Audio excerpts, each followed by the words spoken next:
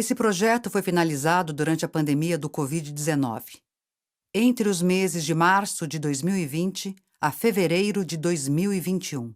Vários colaboradores participaram via web, de países como Espanha, Argentina e Paraguai, e de outros estados do Brasil.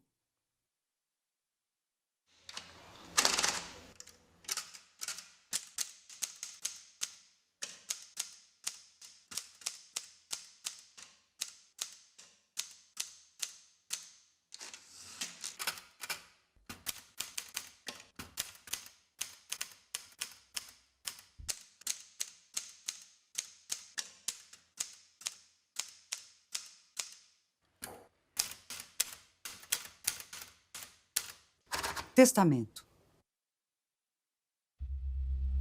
O Führer morreu ontem às 15h30. O testamento do dia 29 de abril vai apontar como o novo chanceler do Reich o Sr. Martin Bormann. Por ordem do Führer, o testamento foi enviado a Berlim para preservação e publicação. O novo chanceler pretende ir a você para informá-lo da situação. Favor mandar o anúncio à imprensa e às tropas. Confirmar recebimento.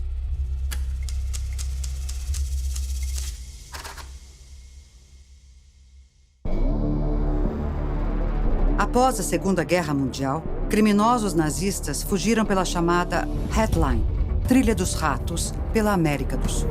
Alguns assassinos em massa fugiram principalmente para a Argentina, que deu cobertura para esses nazistas.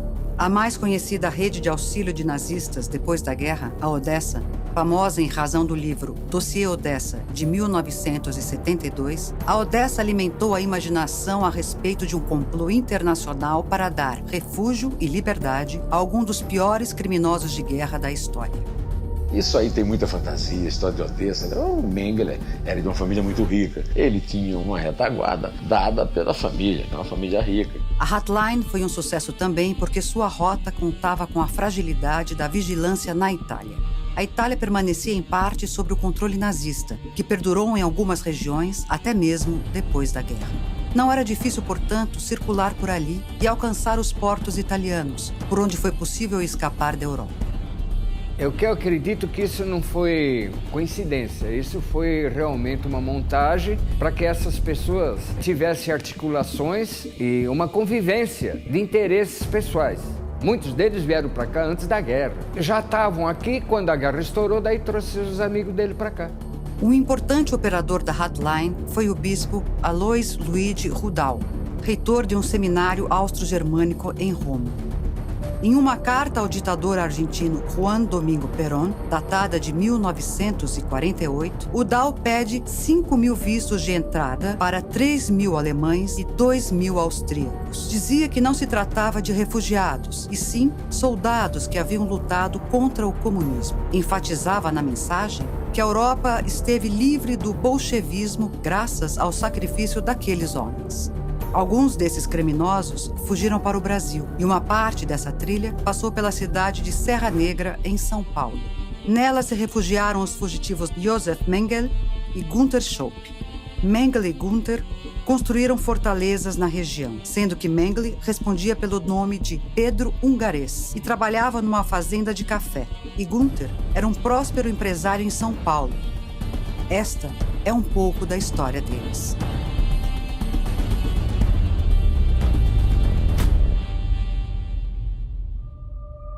Buenos Aires.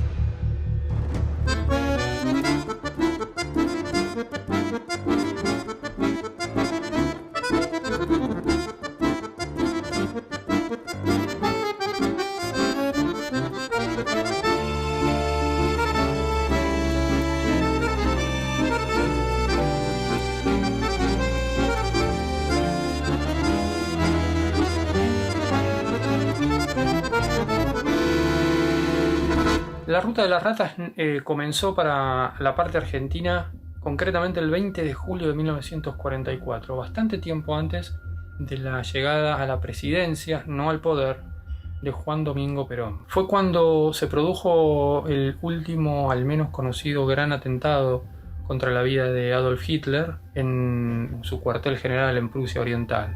En esa oportunidad Hitler resultó milagrosamente vivo, pero fue el hecho que motivó la necesidad de organizar un escape protegido y seguro. Mucho antes de terminar la guerra, cuando Hitler no puede tomar la Unión Soviética, estamos hablando de 1942-1943, inmediatamente se pone a trabajar en un plan B, en un plan de evacuación, ante la posibilidad de que efectivamente Alemania pierda la guerra, porque tiene que prácticamente pelear contra todo el mundo. Los nazis trabajan en un gran plan de evacuación, con programas, subprogramas, encargados de cada área. Esto contemplaba las distintas evacuaciones. Por ejemplo, los desarrollos industriales, los desarrollos tecnológicos, la documentación, las divisas, los científicos, los militares, los jefes de propaganda, los servicios de espionaje. Bueno, todo esto había que contemplarlo en un gran plan, en compartimientos estancos donde cada responsable de un plan de evacuación, de un programa de evacuación, no sabía que estaba haciendo el otro programa de evacuación. Eran grandes compartimientos. Así que este plan se pone en marcha hacia el final de la guerra, cuando los nazis acuerdan con los norteamericanos el intercambio y los favores. Estos favores son, bueno, yo te entrego tecnología, te entrego esto, te entrego hombres, vos me das a mí impunidad, yo puedo trasladarme hacia Occidente y me garantizan la sobrevida después de la guerra. Tanto fue así que se convocó a una reunión de emergencia extraordinaria que se llevó a cabo en el Hotel Platterhof, vecino a la residencia alpina de Hitler en Obersalzberg, donde fueron convocados la práctica mayoría de banqueros industriales alemanes, los más importantes, y donde se mencionó por primera vez de manera sistemática y organizada la necesidad de colocar divisas, bienes en el exterior. Esto implicó rutas de salida. Estas rutas tenían destinos, tenían puntos intermedios, destinos finales. Acá estamos hablando de tiempos de duración de los viajes, medio de transporte, barco, avión, submarino. Y esto despectivamente o en forma despectiva se lo conoció como ruta de las ratas. Esto en forma despectiva se lo conoce como rat lines o línea de las ratas. Allí se terminó de dar forma a esta idea de escape hacia puertos seguros. Procedió al reparto de documentación que provenía de la Argentina. Estoy hablando de cédulas de identidad y de pasaportes en blanco. Se habla de 11.000 pasaportes y 8.000 cédulas de identidad en blanco que llegaron a través de valija diplomática enviadas desde la Argentina por Juan Domingo Perón.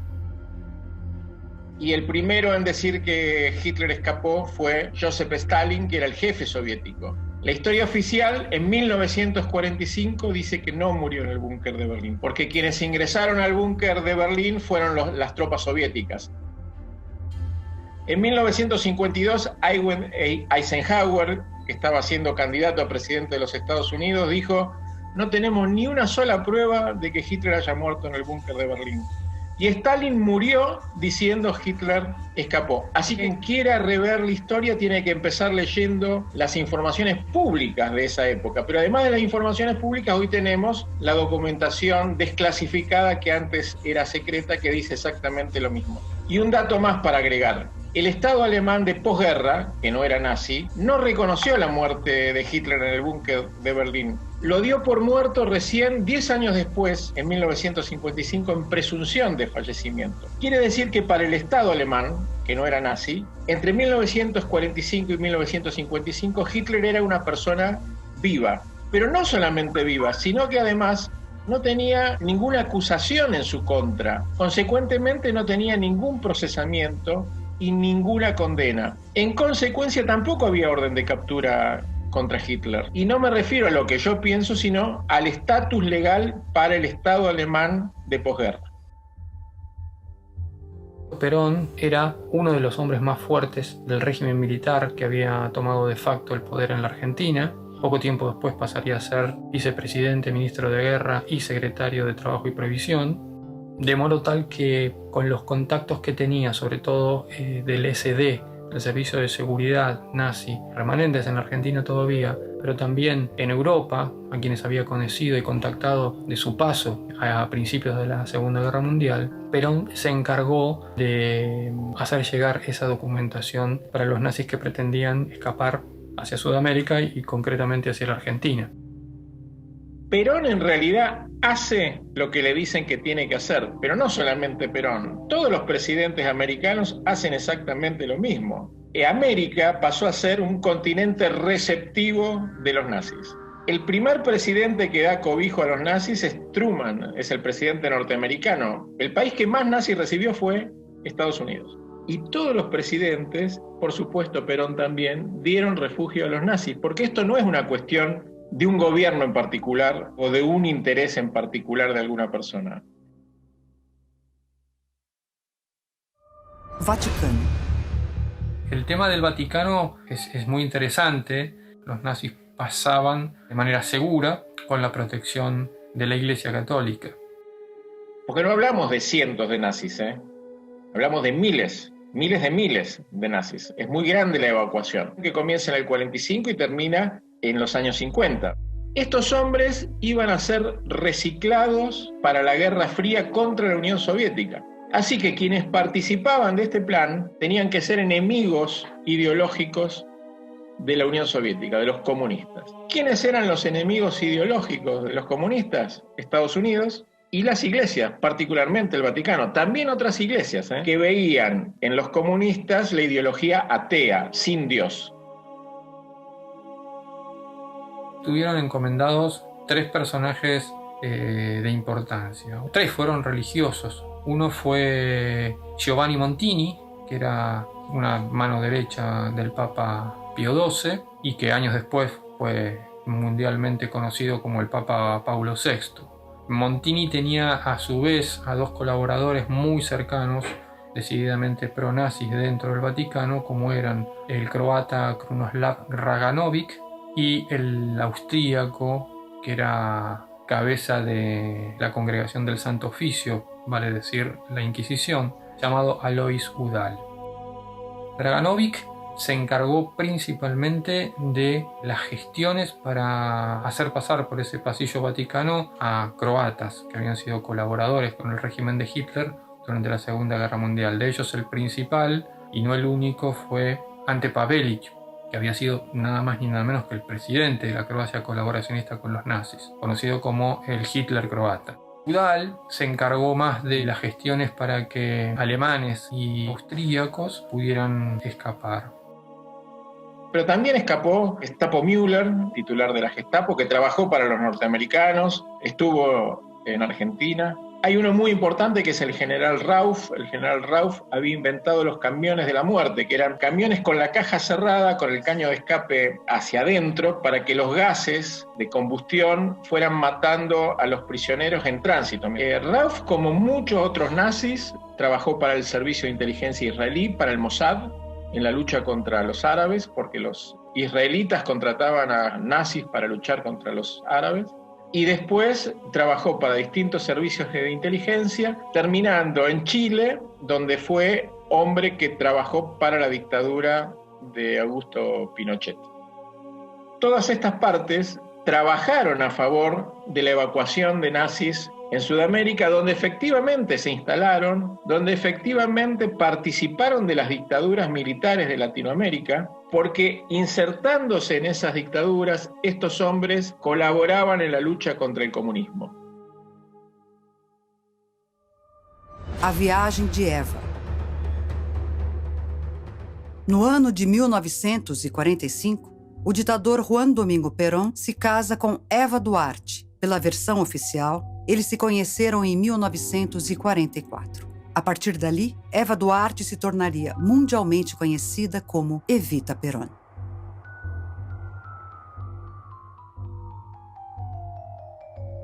La otra pata fundamental para la efectividad de la Ruta de las Ratas fue el viaje de Eva Perón a Europa que hizo a partir de junio de 1947.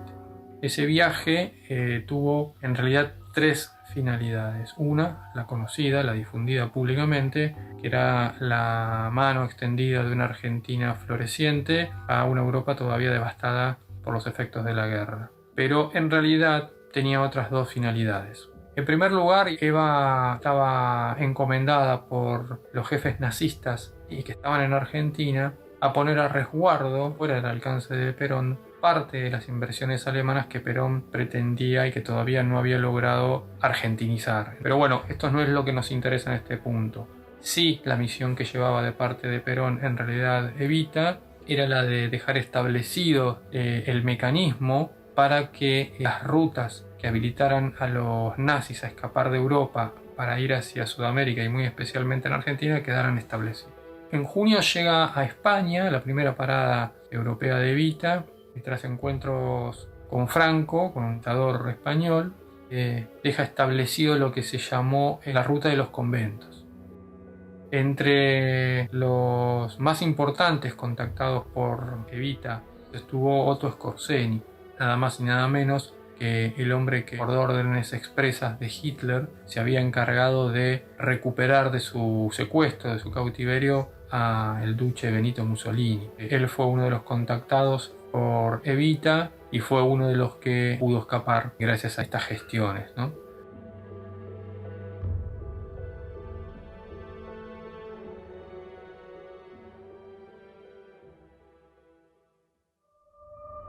Bormann y Eva. El viaje de Eva continúa con su llegada a Italia. En Italia, en el Vaticano, a solas con el Papa Pío XII. Esto tiene una explicación. Allí se estaba delineando la ruta desde el puerto italiano de Génova, atravesando el mar Mediterráneo, llegando incluso al puerto de Barcelona, donde también subían otros nazis fugitivos, y de allí seguían camino hacia Buenos Aires. Sin embargo, su paso por Italia tuvo otro momento culminante que fue a principios de julio, cuando Eva se reunió en secreto en la localidad de Rapallo y acuerda una reunión llevando a un personaje que es presentado en esa oportunidad por Eva como Luigi Bogiglio, un supuesto primo lejano, pariente de la banderada de los humildes en Italia, pero que en realidad no era otro más que Martin Bormann. Si uno citara el más importante de posguerra sería Martin Bormann, sin lugar a dudas, porque Martin Bormann formalmente es el heredero de Hitler en su testamento y además es el hombre que va a manejar la caja, los dineros, la organización nazi de posguerra desde el punto de vista económico y además las relaciones políticas, particularmente con Eisenhower. Bormann hacía negocios con el capital nazi y con los norteamericanos. Y si hacía negocios, entonces la pregunta es ¿con quién los hacía? ¿Quién lo protegía? Estas son preguntas demasiado complicadas para la historia, entonces es mejor decir que Bormann murió en 1945 cerca del búnker de Berlín. Suiza. El viaje de Eva Perón a Europa no iba a terminar en Italia y si bien tuvo pasos más fugaces y no tan difundidos por Francia muy poco tiempo y por Portugal, en donde se sospecha que hizo depósitos en bancos también a espaldas de Perón, tal vez la parte más importante para este viaje fue llegada a Suiza. Es una visita extraña, primero porque estuvo fuera de programa, se arregló cuando ella estuvo en Europa, pero que sin embargo fue importantísima para la ruta de las ratas, porque además también se encargó de dejar establecida una nueva oficina de migraciones, Argentina igual que la que había instalado en el puerto italiano de Génova. Es sugestivo todo este movimiento de Eva Perón en Suiza. Además porque claramente no era un país que necesitaba la ayuda de nadie en la posguerra, eso está claro. De modo tal que Eva allí procedió en parte a llevar a espaldas de Perón fortunas que en absoluto le pertenecían y que éste pretendía expoliar, pero al mismo tiempo se encargó de dejar a resguardo cifras millonarias que los nazis se veían obligados a entregar a la pareja presidencial argentina por los favores prestados, el permitirles escapar y tener una segunda nueva vida en la Argentina. Entre ellos Mengele, el médico criminal de las SS que cometía sus crímenes en Auschwitz.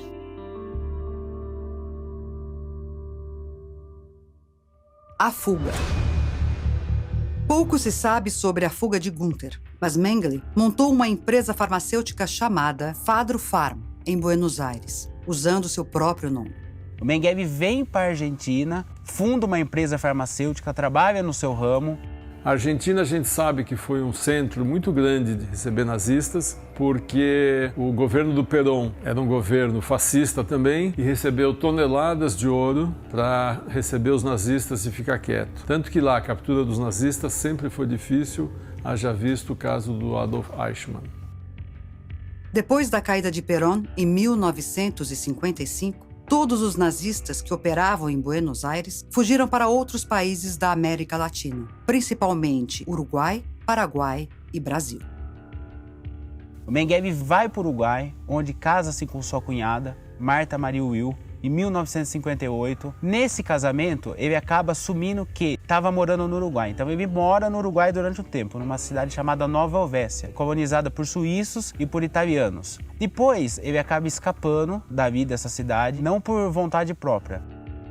Em 1965, com o sequestro pelo Mossad de Adolf Eichmann, Mengele foge para o Paraguai.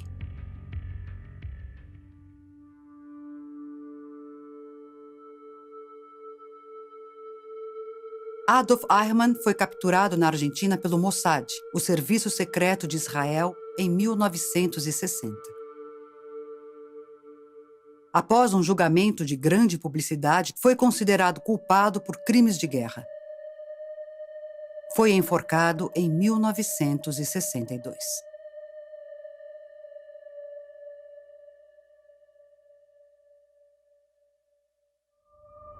Paraguai.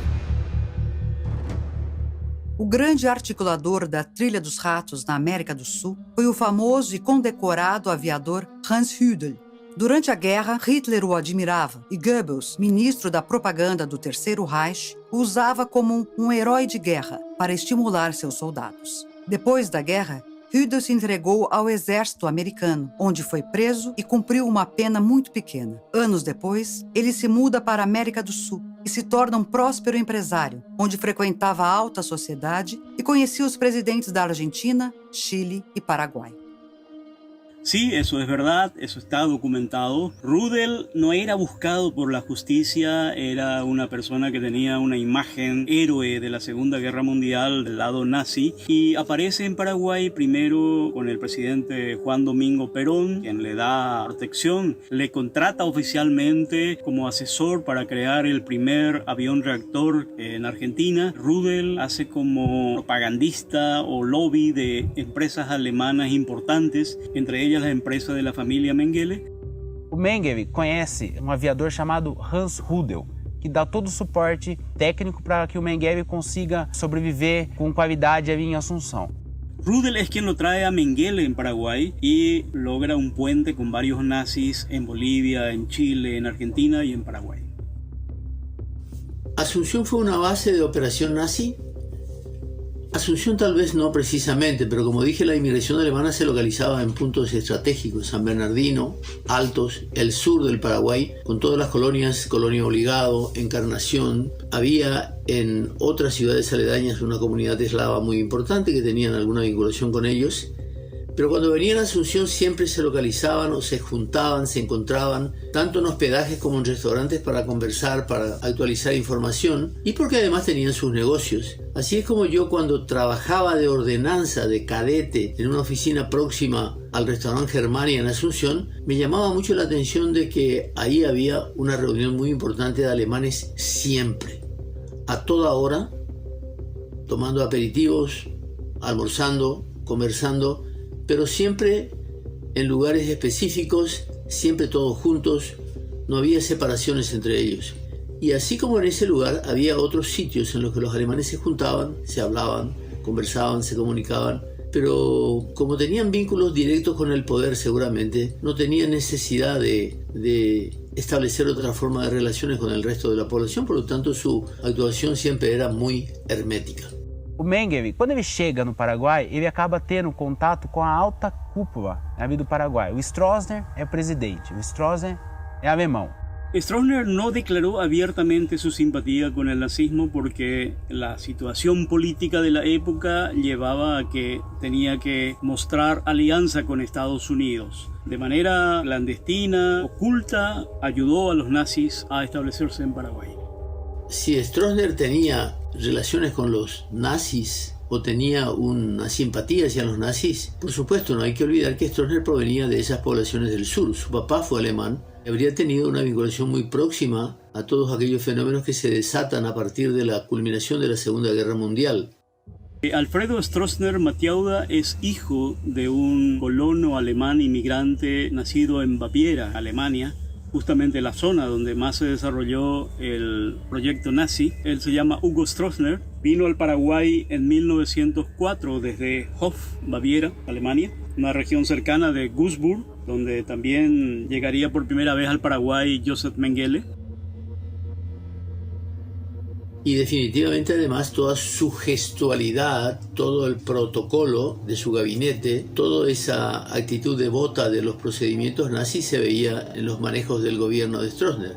Así que no me cabe duda de que habría tenido, como después de hecho se confirmó, con la concesión de documentos paraguayos a muchos de estos personajes. El papá de Alfredo Stroessner, el dictador, se estableció en Encarnación, en el sur del país, la zona también muy cercana donde Joseph Mengele se estableció.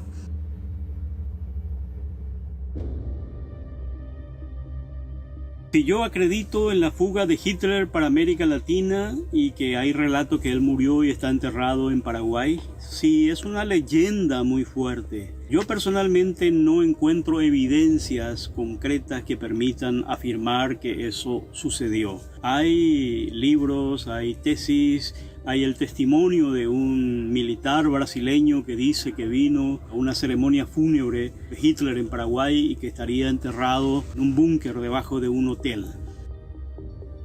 Bueno, Hitler estuvo en Paraguay mucho tiempo, muchos años. Se conoce bastante bien los lugares donde estuvo. Él cuando llegó estuvo en el Hotel del Lago y Pacaraí.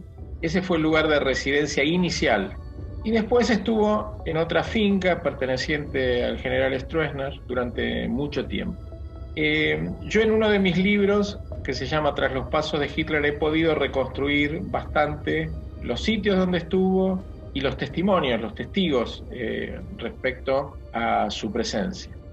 Eso fue siempre un cuento de casi naturaleza fantástica hasta que yo estaba construyendo una casa al lado de la casa del señor Gustavo Codas, que era director paraguayo de la Itaipú Binacional. Cuando me ve, me dice, quería hablar contigo porque quería preguntarte de esto. Y me habla de que un general brasileño le había contado que en 1961 estuvo en un funeral de cuerpo presente con el cuerpo de Hitler en un búnker, en un subsuelo del hotel, que se encuentra en la calle España, casi Tacuarí. El hotel todavía está, con otro nombre. Y me dijo, además el hecho es muy visible porque el subsuelo del búnker tenía el techo alto y ese techo sobresalía en la planta baja del edificio. Pero curiosamente, esa es la historia que aparece en el libro de Abel Basti, después, que llama la atención del mundo entero, en donde con diferencia de fechas señala la presencia de ese hotel y señala el hecho de que un militar brasileño estuvo en el funeral de cuerpo presente de Hitler en 1961 en Paraguay. A partir de eso, no sé qué más se averiguó, verificó la presencia de Mengele, pero nunca se habla de la presencia de Hitler. Mengele siempre estuvo cerca de Hitler. Cuando Hitler vivía acá, en Bariloche, Mengele estaba en Bariloche. Cuando Hitler estuvo en Paraguay, Mengele estaba en Paraguay. Y seguramente cuando Hitler estaba en Brasil, Mengele estaba en Brasil. Entre otras cosas, tenía algunos tipos de asistencias médicas por parte de Mengele. Respecto al lugar donde está enterrado, bueno, esa es materia de investigación, el lugar exacto, pero sí, posiblemente está en un lugar de Paraguay. ¿Realmente el presidente Stroessner acogió a nazis durante su régimen? Y si Stroessner pudo haber ayudado a que escapasen de la Argentina hacia el Paraguay. De hecho, todos los regímenes militares de entonces habrían mantenido comunicaciones secretas por fuera de los mecanismos oficiales de relacionamiento. Así es que es muy posible que Stroessner y Perón hayan mantenido una comunicación muy cercana sobre lo que estaba pasando en el mundo y de las maneras en cómo ellos podían cubrir a los nazis sin que se comprometiera tampoco su relacionamiento con el sistema occidental. Y por otro lado, cuanto a los nazis en el Paraguay, se sabe de varios, se sabe de Rochman, que murió acá, se sabe de Mengele, se sabe de Martin Bormann. O Martin Bormann estava em Assunção, com câncer de estômago. Então Mengele ele é designado para sair do Uruguai e ir para o Paraguai para tratar o chefe dele. Só que nesse meio termo, ele acaba pedindo a naturalização paraguaia e obtém. Ele paga 100 mil guaranis para se tornar paraguaio. Ele abandona a sua primeira naturalidade, que é alemã, y se naturaliza paraguayo. Yo recuerdo que cuando estudiaba con un estudiante alemán que se llamaba Volmar Gert y estudiábamos en su casa y una noche escucha que había una agitación muy grande dentro de la casa y se va para ver y estuvo bastante tiempo fuera de la habitación y cuando volvió con la sonrisa en los labios me dijo: mi papá acaba de encontrarse con Martin Bormann en el centro de Asunción. El papá de este muchacho era Hans Gert, mayor alemán, asistente del mariscal Rommel en la campaña del África en el Alamein. Por lo tanto, ese es uno de los alemanes que, si bien no formó parte de la SS, estuvo por Paraguay de manera absolutamente tranquila, trabajando en una empresa inglesa, inclusive, que en ese momento funcionaba en nuestro país. ¿Qué hay de verdad en esa historia? Creo que es una parte de la leyenda muy fuerte que hay sobre los nazis en Paraguay, que no logramos encontrar evidencias concretas. Sí hay un informe de un agente polaco nazi, después de haber sido soldado de la SS, llamado Pedro Prokochup, que vino al Paraguay, hizo de informante de la policía de Stroessner, y él, en un informe que está también en el archivo del terror, cuenta que Martin Bormann vivió en Paraguay, que estuvo con Mengele en la casa de un dentista llamado Otto Bitz, un dentista alemán, y que después fue muerto y fue enterrado en la ciudad de Itá. Hay mucha leyenda sobre eso, pero la mayoría de los datos sostienen que ese es un dato falso, que Bormann realmente murió en Alemania. Lo que se cree, lo que creen muchos investigadores, es que todo parte de una confusión, de que una persona muy parecida a Bormann tuvo en la casa de Otto Bitz cuando él fue a prestar un servicio médico, y de ahí viene la confusión. Pero como digo, hasta que aparezca una documentación mucho más concreta, eso es parte de la leyenda.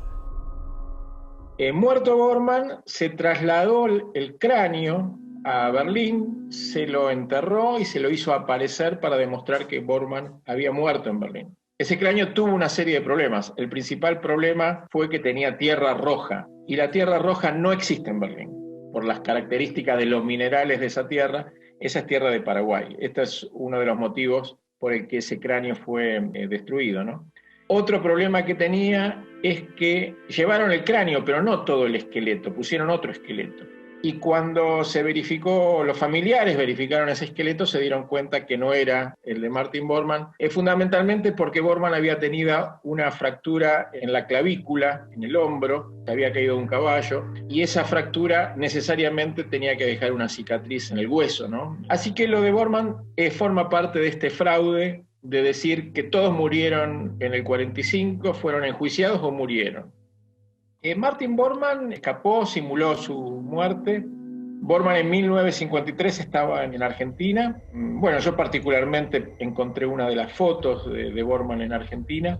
Pude entrevistar personas que estuvieron con él. Hay documentación de la policía argentina referida a Bormann en Argentina. Hay abundante documentación. Hay un pedido de extradición de Estados Unidos de Martin Bormann dirigido al gobierno argentino. Y está muy acreditada su vida en Sudamérica a través de documentación. Efectivamente murió en Paraguay, efectivamente fue enterrado en Paraguay, donde cobraba una pensión a través de la embajada alemana en Asunción, con grado de confidencialidad, y quien le tenía que pagar la pensión era el embajador directamente.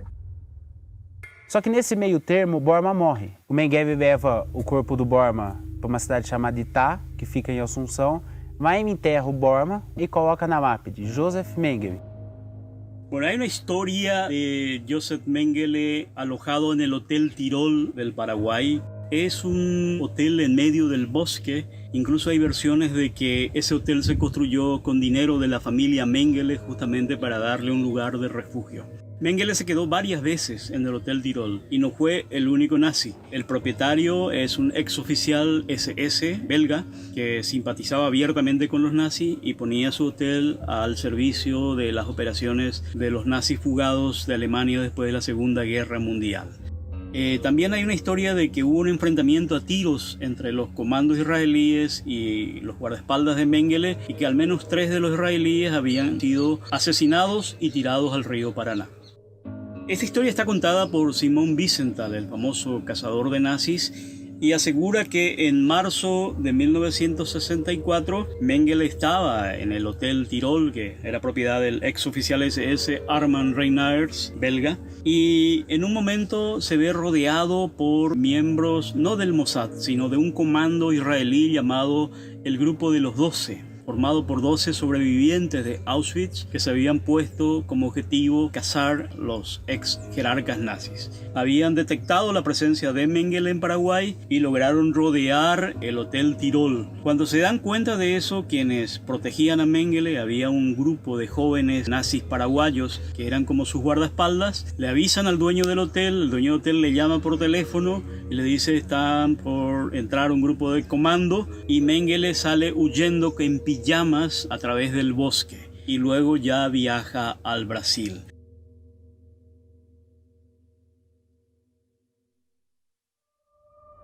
Run, Mengele, run.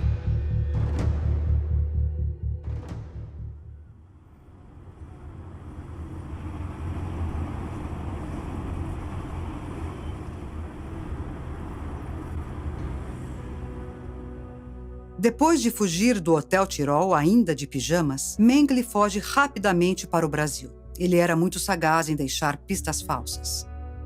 Uma delas foi na cidade de Poços de Caldas, como foi relatado em jornais da época e no livro Mengele, a história completa do Anjo da Morte, de Gerald Posner e John Ware. No dia 23 de janeiro de 1962, os jornais brasileiros estavam estampando a manchete de que Mengele fora capturado na pequena cidade de Poços de Caldas. O prisioneiro era um alemão que trabalhava na Bayer, o conglomerado multinacional alemão. Disseram que definitivamente era pró-nazista e também discreto e misterioso. O diretor da Interpol, Amoroso Neto, determinou a detenção do indivíduo e estava tão confiante de que tinha capturado Mengele que vazou para a imprensa antes da verificação das impressões digitais. 2 dias depois, a polícia retirou as acusações. As impressões digitais mandadas pelos alemães não batiam com as do acusado. Descobriram que o homem era de fato um membro da Waffen-SS, que não era procurado por crimes de guerra, mas que mesmo assim usava um pseudônimo. Por outro lado, diziam que Mengele ainda estava no Paraguai e, segundo relatos, o Mossad já estava agindo em São Paulo, chegando a assassinar um executivo dentro de uma empresa alemã. Eu ia muito ao Paraguai, cobria para o Jornal do Brasil, política no Paraguai, e eu fiz amizade com um deputado que era um símbolo da oposição ao Stroessner, o ditador paraguaio, que era o deputado Domingos Laino. Na casa dele, lá em Assunção, ele me deu uma informação de que ele tinha notícia de que o Mengele estava numa fazenda à beira do rio, lá no interior do Paraguai. Eu então convenci o pessoal do Jornal do Brasil a ir para o Paraguai. Eu fiquei um mês no Paraguai, à espera de notícias que o Laino ficou de arrumar para mim, né? Um tédio total, e no fim não arrumei nada. Até que o Mengele foi descoberto muito mais perto de mim, né?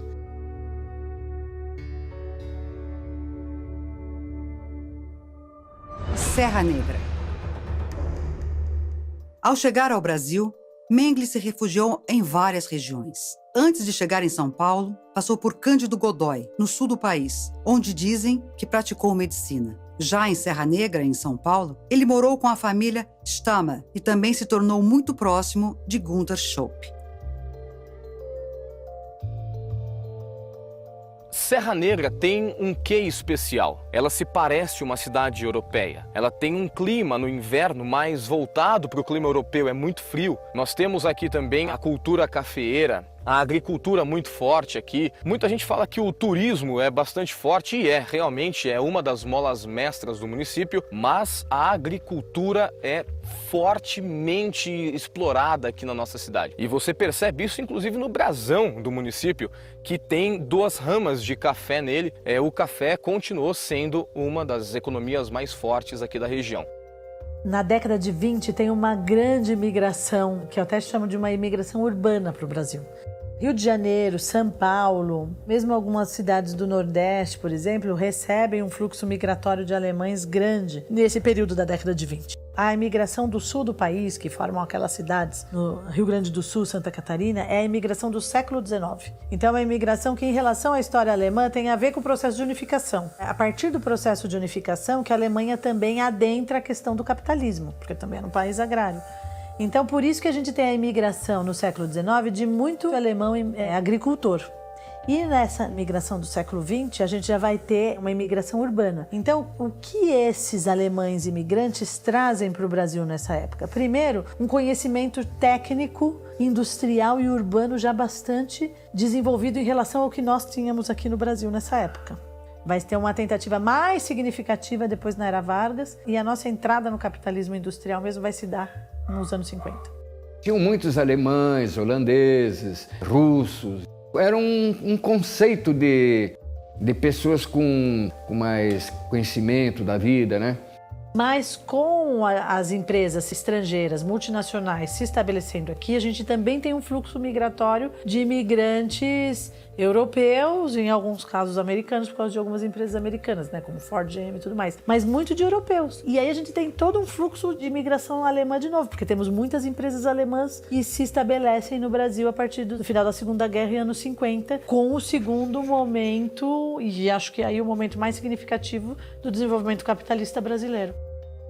Brasil recibió mucho capital alemán, muchas empresas grandes se radicaron en Brasil, había mucho capital nazi, estamos hablando de acerías, estamos hablando de químicas, estamos hablando de industrias muy específicas, y Hitler siempre estuvo relacionado a estos grandes empresarios. O sea, el secreto es que las empresas y los empresarios nazis sobrevivieron a la guerra. Hitler les había dado grandes contratos, grandes concesiones, habían tenido grandes beneficios durante el Tercer Reich, y como estas personas se habían mudado a Sudamérica, particularmente en Brasil, la presencia de Hitler en Brasil seguramente está asociado a estas empresas y a estos empresarios, porque Hitler seguía haciendo sus negocios, seguía moviéndose en ese mundo de poder político e de poder econômico. A Trilha dos Ratos também teve como seu destino final Serra Negra. Mengele, na Europa conhecido como Anjo da Morte, veio para Serra Negra, onde estabeleceu-se na montanha e viveu uma vida tranquila com a família Stammer, até a construção de um hotel de grande porte aqui ao lado. Mengele acabou sendo conhecido aqui como Pedro Hungarês. Porque Serra Negra foi muito conhecida. Eu acredito que você tenha sido a Trilha dos Ratos, sim. Principalmente pela geologia da cidade, né? Parecida com a Europa. Era bem ermo, bem afastado. E tinha o conhecimento das pessoas que vinham de fora, né? Por presidentes da República, Washington Luiz, o Jânio Quadros, frequentavam Serra Negra. O que me chama a atenção também é que nessa época vinham muitos militares aqui de helicóptero, na década de 50, 60. Eu não sei o motivo. Quem me contou foi um cidadão comum que não teve nada a ver com guerra, nada. E que ele tinha uma venda. E ele falou que os militares iam na venda dele para tomar cerveja na época. Que vinha de Colônia, inclusive a cerveja vinha da Alemanha, da cidade chamada Colônia. Tinha uma ligação muito grande de Serra Negra com essa cidade Colônia na Alemanha. Hitler, después de estar en Paraguay algunos años, en 1958, se traslada un par de años a Brasil. Se ha movido mucho junto con otros nazis en las colonias del sur de Brasil particularmente, pero también hay datos muy fuertes de un movimiento del Braganza, que también es materia de investigación. Mengele siempre estuvo cerca de Hitler, así que bueno, el tema de Hitler en Brasil es absolutamente inédito, todavía no está terminada la investigación, pero a priori podríamos dibujar ese cuadro. Es muy posible que Hitler se haya movido un par de años a partir de 1958 en territorio brasileño.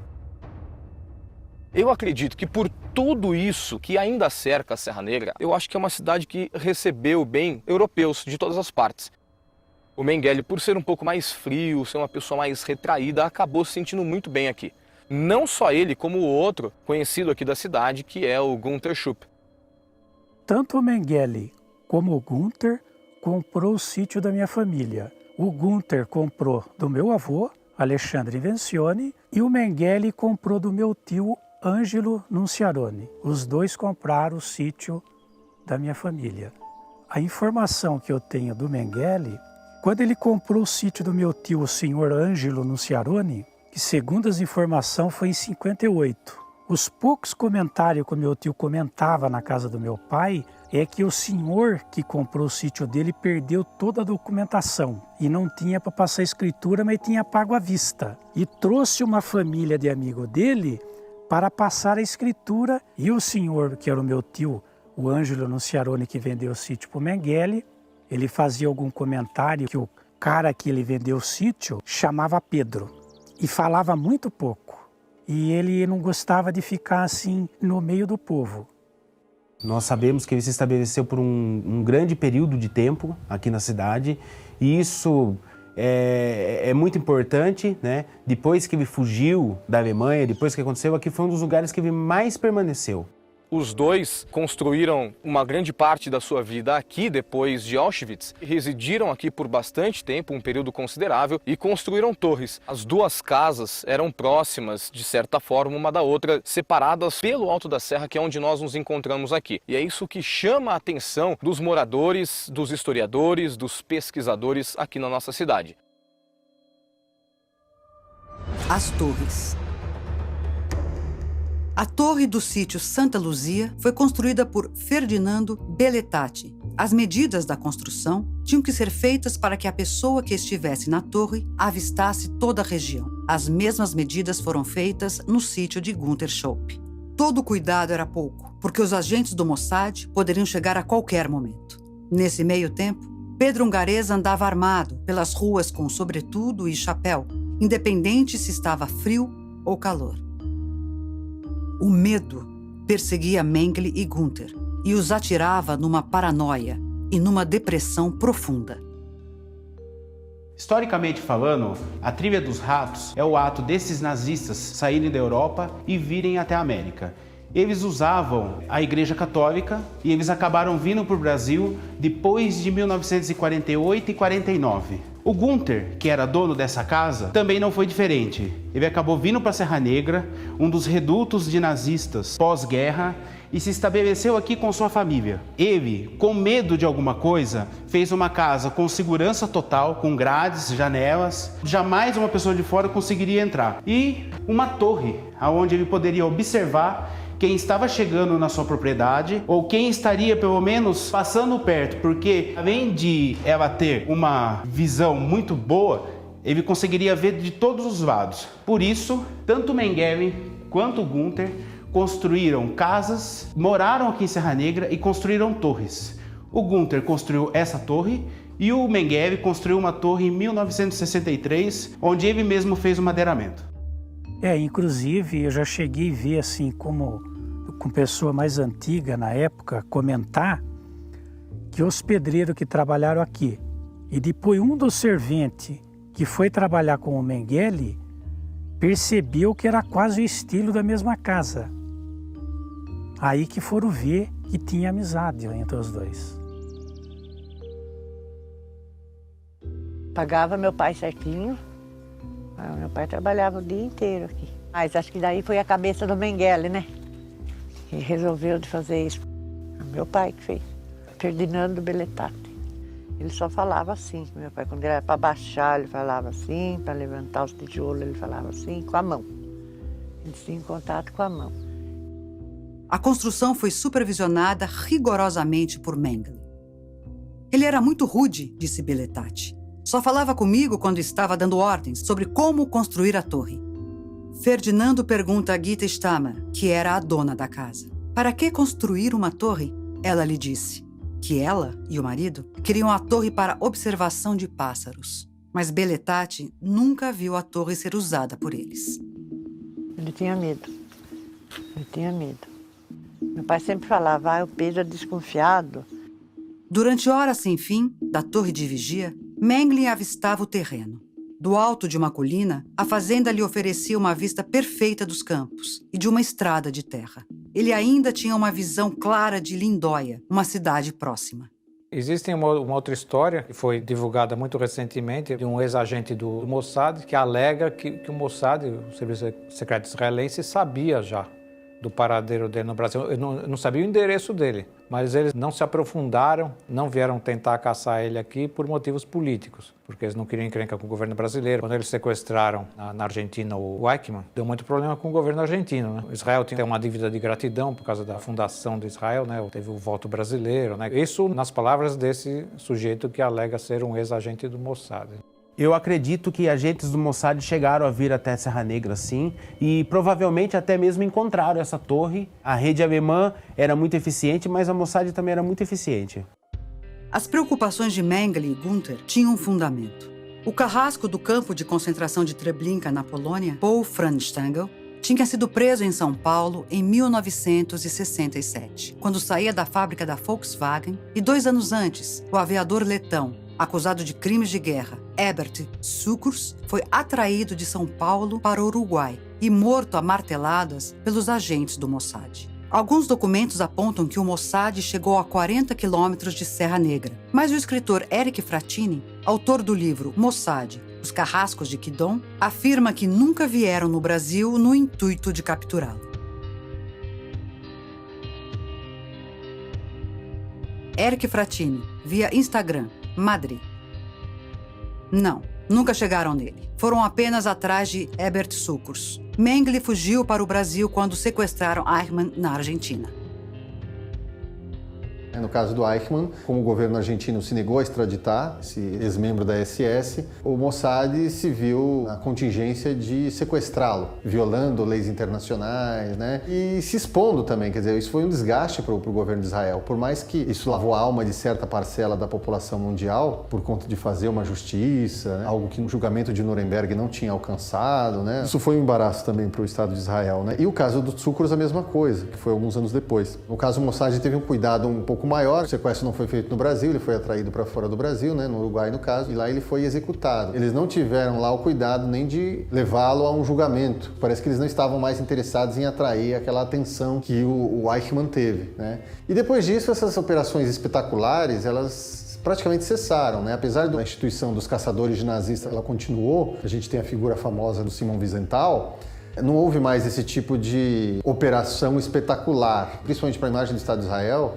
Ela é muito, tanto danosa também, né? No que tange às relações internacionais e violações de tratados internacionais. Meio que ficou algo que, assim, o Estado de Israel não usou mais tanto, o governo brasileiro também não viu interesse em atrair essa atenção na mídia internacional para mostrar que tinha nazistas aqui. Quer dizer, porque se você vai mostrar que tem nazistas aqui, vai se mostrar que, durante anos, as autoridades foram coniventes com a presença desses nazistas. Então é melhor deixar eles lá. Deixa eles lá, uma hora eles vão morrer. Então, essa foi a atitude das instituições policiais brasileiras. Ou seja, ficou uma espécie de inércia generalizada e que permitiu que esses nazistas ficassem aqui até a morte. Determinado a não enfrentar o mesmo destino de Eichmann e Sukurs, Mengele se tornou obcecado pela própria segurança. Mesmo quando saía para uma caminhada, levava um grande número de cachorros. Ele tinha cerca de 15 vira-latas. O Günther, ele sempre andava armado. Ele tinha um jipe que era... Tinha 2 jipes, um jipe verde e um jipe café com leite. E quando ele ia para a cidade com meu pai, ele deixava a arma. Aí ele entrava aqui, ele já ficava armado. E chegava uma visita estranha, ele mandava o meu pai ver quem é, o que a pessoa queria. Então ele ficava muito nessa torre, né? Para ele espiar lá embaixo, olhar se vinha vindo alguém assim estranho. Um olhar assim muito rápido, sempre olhando para os lados, né? Muito esperto e não fazia muita hora, não encarava muito na gente também. Falava, daí a pouco virava o rosto rapidinho. Ele não era de muita conversa, não. Ele tinha medo.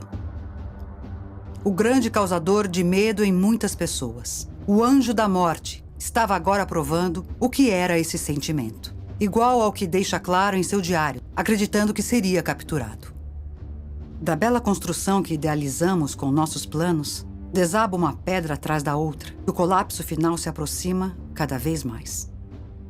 Ele chega a sonhar com a morte. De vez em quando sonho com uma guilhotina, de lâmina dupla.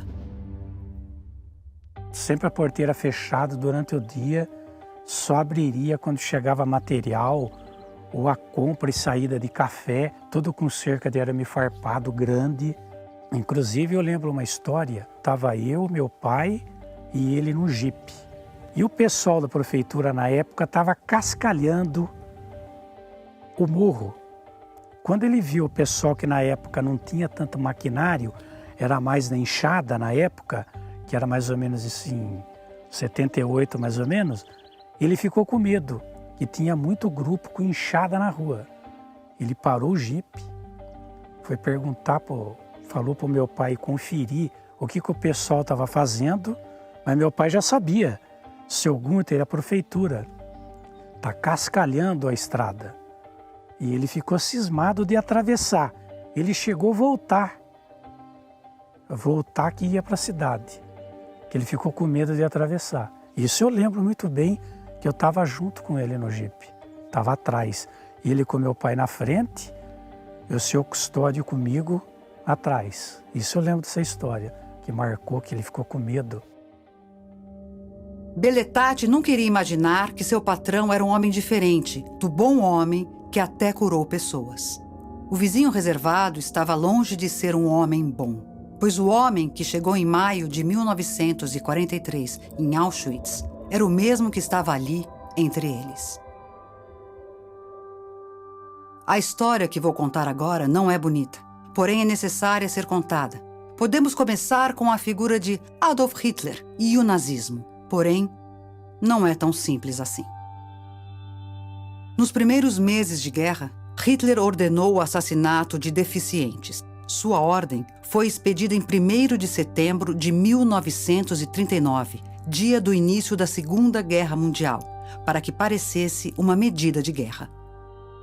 Em poucos meses, o programa Action T4 estava em atividade. Um programa de eutanásia, nome dado pela chancelaria que o dirigia, e envolveu praticamente toda a comunidade psiquiátrica alemã. Em outras palavras, Hitler ordenava uma organização para conseguir eliminar e matar pessoas de uma forma barata. Câmeras de gás foram desenvolvidas nos centros de extermínio para que os considerados possuidores de uma vida indigna fossem exterminados. Essa foi a ideia principal dos fornos crematórios. A Action T4 foi o ponto de partida que dará origem ao que conhecemos como Holocausto, um divisor de águas, um caminho sem volta, para o mundo e para os alemães seguidores de Hitler ou não. Um dos principais personagens de nossa história nasce em 16 de março de 1911, o mais velho de 3 filhos. Seu nome era Joseph. Dr. Mengele era também conhecido como o Anjo da Morte.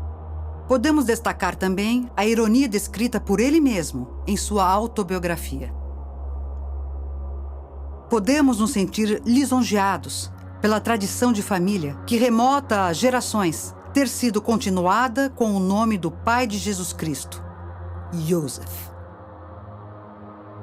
O Sr. Mengele nunca foi pego. Nunca precisou responder pelos seus crimes perante a justiça. Se fosse possível, gostaria de lhe perguntar por quê? Por que causou tanta dor e sofrimento em pessoas que estavam totalmente à mercê da ruína? O sarcasmo era um traço de sua personalidade. Uma testemunha anônima deu um depoimento para o exército americano. Reparávamos várias vezes como o Dr. Mengele tratava as mulheres, crianças que desembarcavam nos trens. Madame, tome cuidado. Seu filho vai se resfriar. Madame, a senhora está enferma e cansada após uma longa viagem. Dê seu filho para essa senhora e vá pegá-lo mais tarde na creche. Nesses dias, ele estava de bom humor, tratando de modo amigável as pessoas que mandava para a morte e que com muita frequência estariam reduzidos à fumaça 5 ou 6 horas depois de sua chegada. E quando nós chegamos a Auschwitz, fomos separados em 3 grupos: homens, mulheres e inaptos para trabalho e criança. Esses últimos foram diretamente para câmaras de gás e posteriormente foram cremados. Nós outros passamos da frente de uma comissão médica, em aspas, no meu caso, à frente do próprio Mengele, se só mexendo o dedo esquerda ou direita, enviava pessoas para trabalhos forçados ou para a morte. O Mengele trabalhava em Auschwitz, ele tinha 2 funções em Auschwitz. Uma das funções, ele recepcionava os judeus que chegavam dos trens de carga. Pela aparência, ele via quem estava saudável e quem não estava saudável e selecionava quem ia morrer diretamente ou quem ia virar escravo. No julgamento de 1964, de 22 réus de Auschwitz, Mengele também foi lembrado. Uma testemunha disse que trabalhou perto das rampas de chegada e viu que era Mengele quem fazia as seleções. Mas Mengele estava o tempo todo lá? Perguntou o incrédulo juiz. Em minha opinião, ele estava sempre lá, dia e noite. Um outro médico judeu lembra de um outro estudo científico. Em junho de 1943, fui para o campo cigano de Birkenau. Vi uma mesa de madeira e sobre ela estava uma amostra de olhos. Cada um tinha um número e uma letra. Os olhos iam de um amarelo muito leve ao azul, também verdes e violeta brilhantes. Ele fazia experimentos para atingir os olhos de azul. Então ele pegava prisioneiros que tinham olho preto ou marrom, por exemplo, e injetava substâncias químicas nos olhos para ver se mudava de cor. É claro que causava cegueira e dores terríveis nas pessoas. Outra testemunha que não deixa a alcunha Anjo da Morte em vão, recorda. Num dia, Mengele trouxe chocolate e roupas especiais. No outro vieram homens da SS e levaram 2 crianças, Tito e Nino. Um deles era corcunda. 2 ou 3 dias depois, um homem da SS os trouxe de volta num estado lamentável. O corcunda foi costurado na outra criança, costas com costas e os pulsos também. Havia um terrível cheiro de gangrena. Os cortes estavam contaminados e as crianças choraram a noite toda. Afirmam também que ficou em pé em estômagos de mulheres grávidas até seus fetos serem expelidos. Afirma, inclusive, que ele dissecou uma criança de 1 ano, enquanto ainda ela estava viva. Talvez a acusação mais macabra seja de que o Dr. Mengele havia queimado 300 crianças vivas em uma fogueira ao ar livre. Um evento testemunhado por vários internos e relatado por uma testemunha. Depois de algum tempo, um grande grupo de oficiais da SS chegaram em motocicletas. Mengele estava entre eles. Entraram no pátio e saltaram das motos. Assim que chegaram, deram uma volta em torno das chamas. A fogueira queimava horizontalmente. Ficamos atentos para ver o que iria acontecer. Algum tempo depois, chegaram caminhões basculantes trazendo crianças. Haviam cerca de 10 caminhões. Depois que entraram no pátio, um oficial deu uma ordem. Os caminhões deram ré em direção à fogueira e começaram a atirar as crianças diretamente no fogo. As crianças começaram a gritar. Algumas conseguiram até rastejar para fora da cova em chamas. Um oficial conseguiu rodear a fogueira com varas e empurrava de volta as covas. Mengele estava lá, sempre dando ordens. Fui informado pelos comandantes da área que era difícil envenenar as crianças nas câmaras de gás e, por isso, elas eram queimadas nas covas. Mais tarde, fui informado que algumas dessas crianças queimadas tinham sido tiradas das suas próprias mães.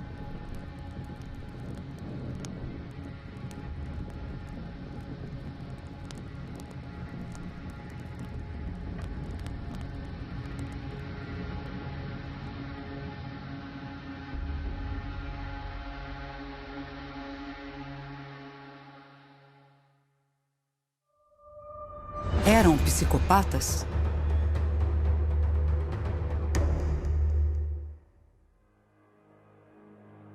Desde que chegou ao Brasil, há relatos de que Mengele curou várias pessoas e trabalhou também com experiências genéticas em algumas cidades. Uma pessoa que teve um relacionamento amoroso com ele disse a seguinte frase: dizem que o Pedro era o anjo da morte e um carrasco. Pedro, para mim, foi um anjo. Carrasco era o meu marido, que me batia. Eu não o conheci, mas as pessoas dizem que ele era muito bom. Era uma pessoa correta, que fazia tudo direito, fazia tudo conforme era a lei brasileira. A pessoa trabalhava, recebia, a pessoa o cumprimentava. O Gunther, já andei o Jeep com ele, já fui para Amparo com ele. Eu tinha, na época, mais ou menos uns 14 anos. Ele ia sempre tomar café na casa da minha mãe. O meu pai veio aqui tomar café com ele, eu almoçava com ele. Eu cheguei a nadar nessa piscina aqui quando era moleque. Então, ele tinha foto, mas na realidade eu não lembro. Meu pai via essa foto, mas o meu pai não conseguiu distinguir quem é. Inclusive, eu cheguei a ver um capacete dele. Um capacete preto, com um tiro de fuzil do lado e escrito SOS, mas a gente não sabia o que quer dizer. E tinha uma marca de fuzil que ele comentava, que ele levou um tiro de fuzil na fonte, mas o que salvou ele foi o capacete especial, que ele não demonstrava o que ele foi no passado. Ele queria conquistar o pessoal, né? E isso ele sabia fazer, conquistar, né? Só que ele conquistava e depois no outro dia ele já dava aquele temperamento, às vezes não cumprimentava na rua. Ah, não sei, porque eu não conversava com ele, né? Eu nunca conversei com o Mengele. Então ele chegava e falava aquelas línguas dele lá com ela, a gente não entende, né? E meu pai não tinha o que falar dele, meu pai falava assim, não tem o que falar dele. Para mim, ele não era ruim a pessoa. E aquilo ele mostrava ser bom. Que o Zé Osmar falou que ele levava até remédio para o Zé Osmar. Para mim nunca chegou a levar remédio, mas o Zé Osmar falou, né? Que ele levava remédio lá. Pedrão Garês, que a gente conhecia. Meu nome é José Osmar Siloto. Na época que nós já trabalhava na roça, saímos da escola, tinha a colheita de café para fazer. Nós tínhamos terminado a colheita nossa, aí o meu pai falou, vamos lá trabalhar. Aí nós viemos e ficamos fazendo a colheita para ele aí, ajudando a transportar o café até aqui o terreiro. Foi de uma dessas vezes ali que eu tive o problema de um amarelão. Hoje é anemia, aquele tempo é amarelão. Eu não conseguia trabalhar por causa da fraqueza. Ele chegou a olhar para mim, falava para meu pai, o que ele tem? Meu pai falou, é amarelão. Aí ele ia, puxava o olho, olhava. Nesses dias ele mandou que meu pai comprasse umas beterrabas e trouxesse ali para ele. Aí meu pai comprou as beterrabas e trouxe. Aí ele temperou 3 litros de um líquido e mandou eu tomar um. Ele chegava lá, puxava o olho, olhava, ficava assim. Aí quando eu tomei esse litro, ele mandou tomar outro. Aí isso já fazia uns 60 dias. Aí ele voltou lá, puxou, ficava desse jeito assim. Aí mandou parar. A partir desta época aí, eu me recuperei de uma forma impressionante. Que todos os parentes, o pessoal do bairro se admiravam. Falavam, o que será que o Pedrão fez para o Josmar que ele ficou forte desse jeito? Eu tenho a certeza absoluta que eu fui curado por ele. E através dele que eu me recuperei e fiquei bom. O seu Pedro era uma pessoa afável, educada, gentil, uma moral ilibada. Ninguém tinha isto para falar. Seu Pedro era uma pessoa um cidadão exemplar. Joseph Mengele. Então é a mesma pessoa, gente. Não precisa ser feio e ter dente de lobo mau para ser tirano. Os psicopatas, propriamente ditos, eles não têm distúrbio de inteligência. A deformidade do psicopata é deformidade do caráter, do querer. E são pessoas altamente egoístas, que só pensam em si mesmas. Então essas pessoas, às vezes, se transvestem de pessoas boas para lograr alguma vantagem. Mas no fundo, aquilo que eles têm de negativo, de mal, de perverso, isso permanece durante a vida inteira. Talvez não se manifeste isso por uma conveniência do momento dessas pessoas. Eu acho realmente que ele está mais próximo do Zé Ruela, como você disse. Por causa das circunstâncias, acabou pondo para fora todo esse lado negro dele e fazendo umas experiências que, no final das contas, eu não sei. Ele realmente fez alguma pesquisa realmente importante, algum avanço na medicina. É só sadismo mesmo. Mas o personagem que a gente gosta, que a teoria da conspiração gosta, é que era o gênio do mal. Tanto que esses personagens todos que ele entendia de engenharia genética muito antes dos outros, foi um pioneiro em várias coisas, né? Quer dizer, seria o gênio do mal, né? Mesmo pela lembrança, mesmo pelas revisões, mesmo pelo recontar da história, mesmo por não deixar esquecer, é presente, é uma presença constante no interesse das pessoas, tanto para estudar, quanto as pessoas que não são as estudiosas, ou seja, por isso que sai muita coisa na televisão, por isso que os jornalistas, esse tema é sempre um tema muito acessado, que os jornalistas querem sempre retomar, porque tem público para esse tema e tudo mais. Porque, na verdade, talvez ele não seja tão passado. Ele é um tema que está presente na nossa vida desde que o nazismo existiu. Seja o nosso passado, ele ainda é um passado muito presente. Então, é como se desde então a gente vivesse isso constantemente. Muita gente fala, inclusive pra gente que está trabalhando nisso, para com isso. Para que levantar esse assunto? Para que continuar falando? Já foi faz tanto tempo. Será que já acabou? Será que se a gente não comparar com o que vem acontecendo no Brasil nos últimos tempos, nós contra eles, eles contra nós, será que isso não é uma ramificaçãozinha da história recente?